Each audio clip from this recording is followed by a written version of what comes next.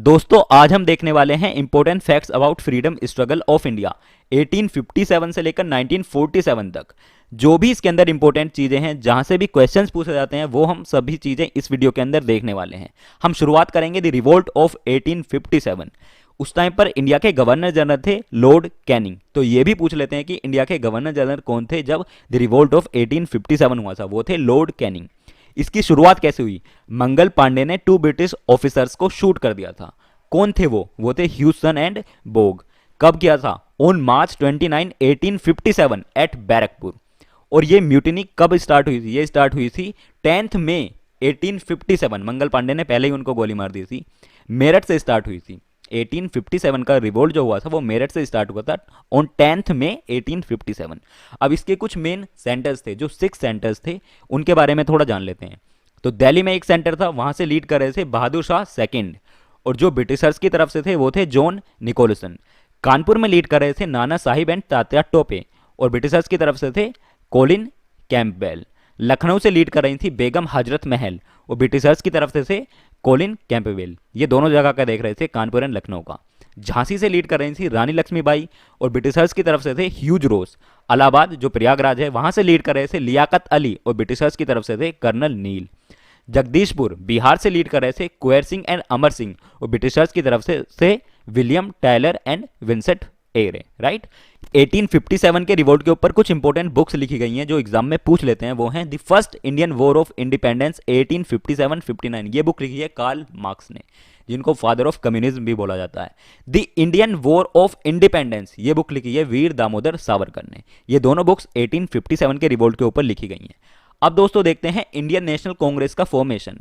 इसको फाउंड किया गया था 1885 में by AO Hume. AO Hume कौन थे? ये ब्रिटिश सिविल सर्विस में एक ऑफिसर थे, जैसे आईएएस होती है, पहले आईसीएस ऑफिसर थे ये ब्रिटिश गवर्नमेंट के अंडर। इंडियन नेशनल कांग्रेस का पुराना नाम था इंडियन नेशनल यूनियन। इसका फर्स्ट सेशन हुआ था गोकुल दास तेजपाल संस्कृत कॉलेज जो बॉम्बे के अंदर है। उस टाइम इसके प्रेसिडेंट थे डब्ल्यूसी बनर्जी। इसके अलावा दोस्तों एक एक्सट्रीमिस्ट फेज आया 1905 से लेकर 17 तक। इसके कुछ मेन लीडर्स थे, उनके बारे में थोड़ा जान लेते हैं। पहले थे बाल गंगाधर तिलक, दूसरे थे लाला लाजपत राय, ये पंजाब से थे, और थर्ड थे बिपिन चंद्र पाल, और फोर्थ थे श्री औरबिंदो घोष। Very important. चलिए इनके बारे में थोड़ा सा जान लेते हैं, क्योंकि यहां से भी क्वेश्चंस पूछ लेते हैं। बाल गंगाधर तिलक, इन्होंने 2 न्यूज़पेपर्स की शुरुआत की थी, पहला केसरी और दूसरा मराठा। और गणपति फेस्टिवल जो महाराष्ट्र में आजकल सेलिब्रेट करते हैं, और जो शिवाजी जयंती सेलिब्रेट करते हैं, वो भी इन्होंने ही शुरू किया था, बाल गंगाधर तिलक ने।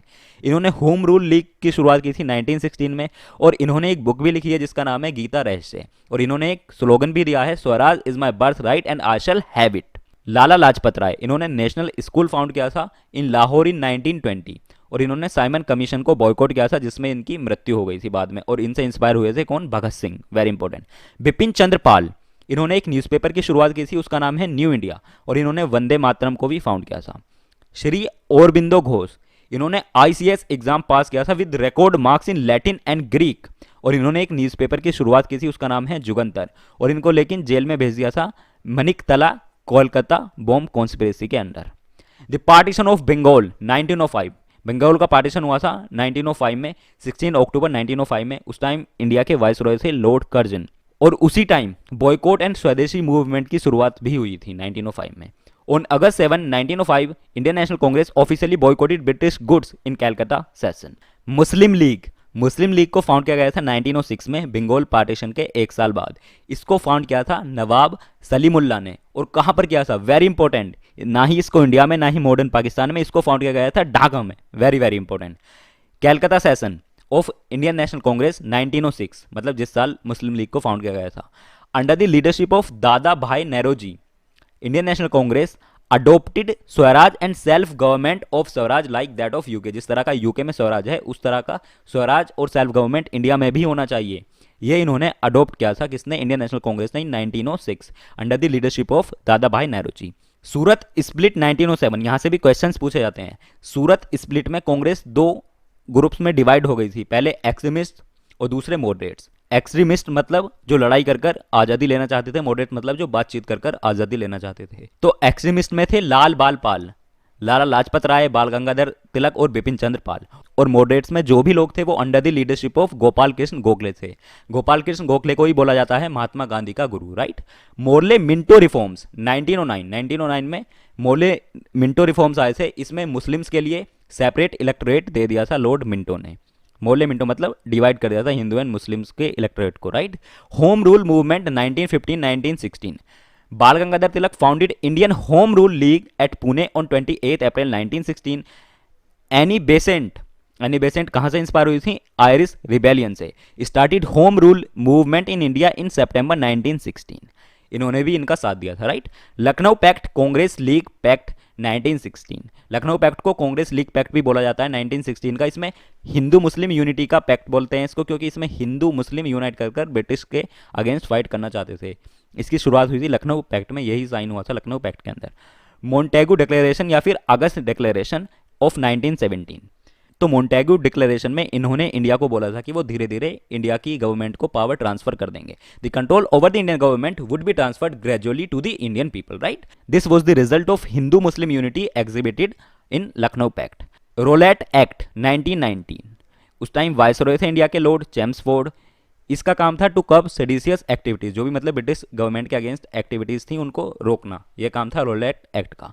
तो इसी के अगेंस्ट गांधी जी ने सत्याग्रह शुरू कर दिया था 1919 में।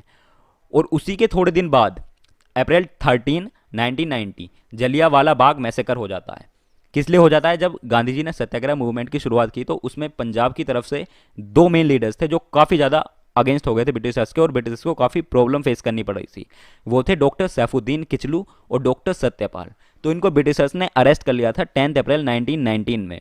तो इसी के अगेंस्ट प्रोटेस्ट करने के लिए लोग इकट्ठा हुए थे जलियांवाला बाग में। वहां पर जनरल रेगनेड एडवर्ड हैरी डायर, उन्होंने गोली चलाने का ऑर्डर दे दिया था, जिसमें 1200 से ज़्यादा लोग मर गए थे। और उस टाइम पंजाब के लेफ्टिनेंट गवर्नर थे माइकलो डायर। तो उधम सिंह ने जलियांवाला बाग का बदला लेने के लिए मारा था माइकलो डायर को, जो लेफ्टिनेंट गवर्नर थे पंजाब के, ना कि हैरी डायर को। वो तो गोली चलाने के बाद ब्रिटेन भाग गया था, याद रखना ये। खिलाफत movement 1920, Britishers threatened Khalifa in Turkey. जो मुस्लिम्स का खलीफा होता है ब्रिटिशर्स ने उसको डरा दिया था और उसकी पावर को कम कर दिया था, इसीलिए मुस्लिम्स अगेंस्ट हो गए थे ब्रिटिशर्स के लिए। तो गांधी जी ने बोला कि आप भी अगेंस्ट हो ब्रिटिशर्स के और हम भी अगेंस्ट है, तो एक साथ हो जाओ। तो दोनों एक साथ हो गए थे और इसकी शुरुआत की थी अली ब्रदर्स ने। अली ब्रदर्स कौन थे? मोहम्मद अली एंड शौकत अली। इन्होंने ब्रिटिशर्स के अगेंस्ट प्रोटेस्ट लॉन्च किए थे, राइट। नॉन कोऑपरेशन मूवमेंट 1920-22, इसका मतलब है कि अब ब्रिटिशर्स के साथ कोऑपरेट नहीं करेंगे Indians. Swaraj the ultimate goal in कैलकाता session in 1920, ये कांग्रेस ने पास किया था।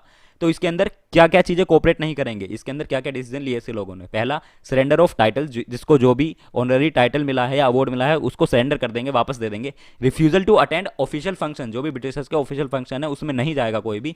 और रिफ्यूजल टू ऑफर सर्विसेज, और उनकी सर्विस नहीं करेंगे, जो भी वो जॉब प्रोवाइड करेंगे वो जॉब भी नहीं करेंगे। ये काम किया था नॉन कोऑपरेशन मूवमेंट के अंदर, राइट। लेकिन बाद में गांधी जी ने ये नॉन कोऑपरेशन मूवमेंट वापस ले लिया था। क्यों ले लिया था? क्योंकि चोरी चोरा इंसिडेंट हो गया था जिसमें काफ़ी ज़्यादा पुलिस चौकियों में आग लगा दी थी गोरखपुर के अंदर, उत्तर प्रदेश के अंदर, ऑन February 5, 1922। तो इस बात से मोतीलाल नेहरू नाराज हो गए थे कि गांधी जी ने वापस कैसे ले लिया मूवमेंट, ब्रिटिशर्स भाग जाते, क्योंकि काफ़ी बड़ा मूवमेंट हो गया था इंडिया के अंदर। तो मोतीलाल नेहरू ने शुरुआत की स्वराज पार्टी की 1923। स्वराज पार्टी को फाउंड किया था Motilal Nehru, CR Das and NC Kelkar, due to withdrawal of national cooperation movement by Mahatma Gandhi, इसीलिए नाराज होकर शुरुआत की थी। तो इसके बाद ब्रिटिशर्स की तरफ से आता है साइमन कमीशन। ये इंड्यूस किया था स्वराज पार्टी ने, स्वराज पार्टी के एक्टिविटीज से इंड्यूस होकर आया था साइमन कमीशन। तो ये रिव्यू करने आए थे the working of dyarchy system. India के अंदर जो ब्रिटिशर ने डायरकी सिस्टम इंप्लीमेंट किया था उसकी वर्किंग को ये देखने आए थे। लेकिन लोगों ने प्रोटेस्ट कर दिया इसके अगेंस्ट, बोला साइमन गो बैक। और इसी प्रोटेस्ट के अंदर लाला लाजपत राय की मृत्यु हो गई थी। वो घायल हो गए थे काफ़ी बुरी तरह से लाठीचार्ज की वजह से, और उनकी मृत्यु हो गई थी। और उसी चीज़ से इंस्पायर हुए थे भगत सिंह। इसके बाद दोस्तों नेहरू कमेटी रिपोर्ट 1928, ये बनाई थी मोतीलाल नेहरू एंड बहादुर सप्रू ने। इसका काम क्या था? इसका काम था to determine the principles of the constitution before drafting it, right. Constitution के प्रिंसिपल्स देखना उसको ड्राफ्ट करने से पहले। तो इस पर जिन्ना नहीं माने थे। जिन्ना ने अपनी 14 पॉइंट्स की एक डिमांड रखी थी 1929 में।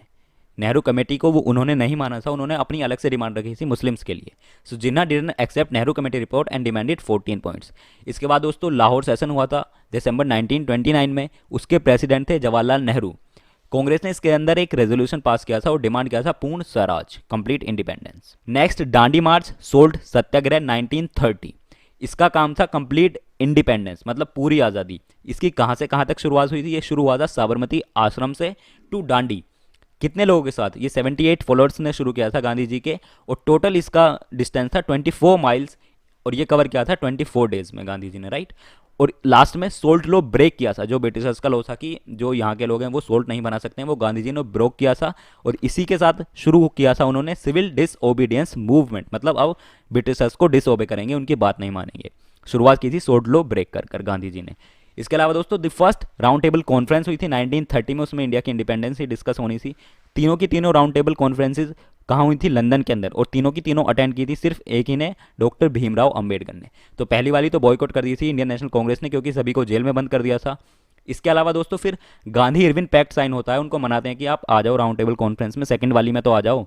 इसको दिल्ली पैक्ट भी बोलते हैं, March 5, 1931।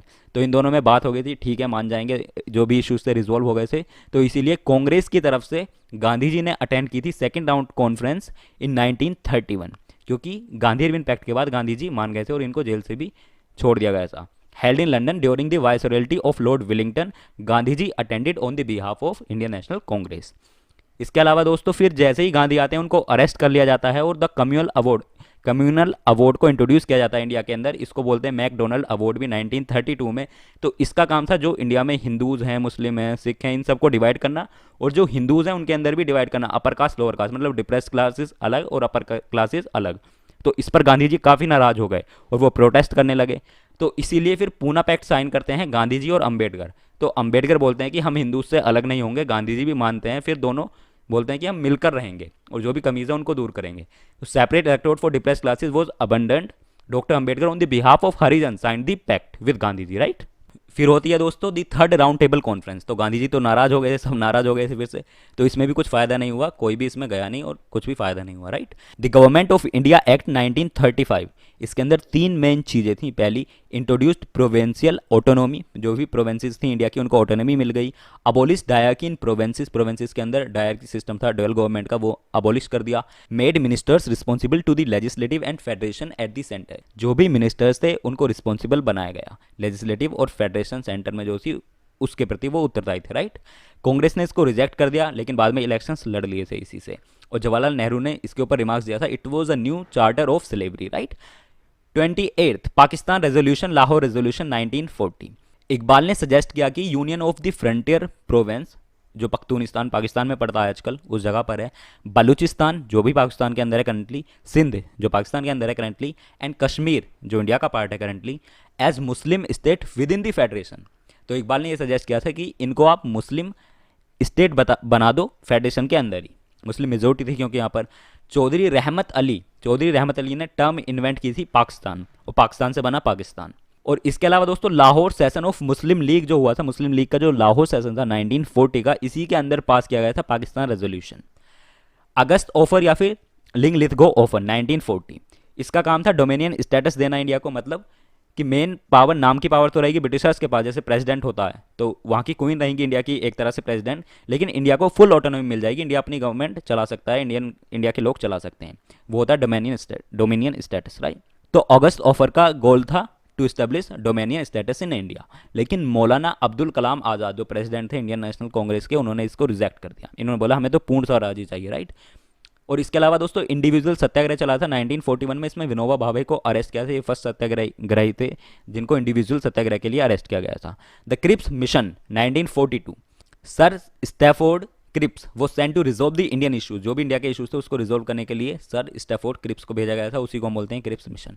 क्रिप्स ने भी प्रपोज किया था डोमिनियन स्टेटस इंडिया को, राइट।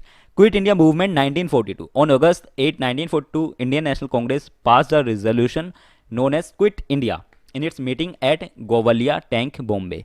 गांधी जी ने बोल दिया था इसके बाद कि करो या मरो, डू और डाई। पैरेलल गवर्नमेंट भी स्टेब्लिश कर दी गई थी इसके बाद, क्योंकि इसमें भगा ही रहे थे अंग्रेजों को, भागो क्विट इंडिया भारत छोड़ो, राइट।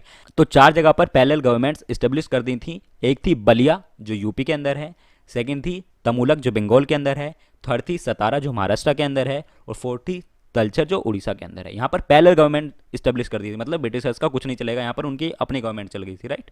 इसके अलावा दोस्तों CR फॉर्मूला आया था 1944 में, चक्रवर्ती राजगोपालाचारी, इन्होंने प्रपोज किया था to appoint commission to demarcate the district in north west and east where Muslims were in majority. इन्होंने बोला था जहाँ पर मुस्लिम मेजोरिटी में उनको डिमार्क कर दो, उनको बता दो ये हैं, और वहाँ पर लोगों से वोट करा दो, प्लेबिसाइड करा दो, जिसको वो चाहें उसको चूज कर सकते हैं, राइट। इसके अलावा Wavell plan and Shimla conference 1945। So Wavell ने प्रपोज किया था executive council giving a balance representation to the main communities Hindus and Muslims, Hindus and Muslim के लिए बैलेंस रिप्रेजेंटेशन देने का इन्होंने प्रपोज किया था। इसको शिमला कॉन्फ्रेंस इसलिए बोलते हैं क्योंकि जो इंडिया के 22 प्रोमिनेंट लीडर्स थे उनको जेल से निकालकर शिमला में कॉन्फ्रेंस के लिए बुलाया गया था, जहाँ पर ये बातचीत हुई थी, वेवेल प्लान डिस्कस किया गया था, इसलिए इसको हम बोलते हैं शिमला कॉन्फ्रेंस, क्योंकि शिमला के अंदर ही डिस्कस किया गया था, right. INA trial 1945, Indian national army trial 1945, इसके मेन लीडर थे सुभाष चंद्र बोस, आप सभी जानते होंगे। तो इसके अंदर क्या हुआ था ट्रायल के अंदर, PK सहगल, शाहनवाज खान, गुरुबख्श सिंह ढिल्ला, इनका ट्रायल किया गया था रेड फोर्ट पर इन नवंबर 1945।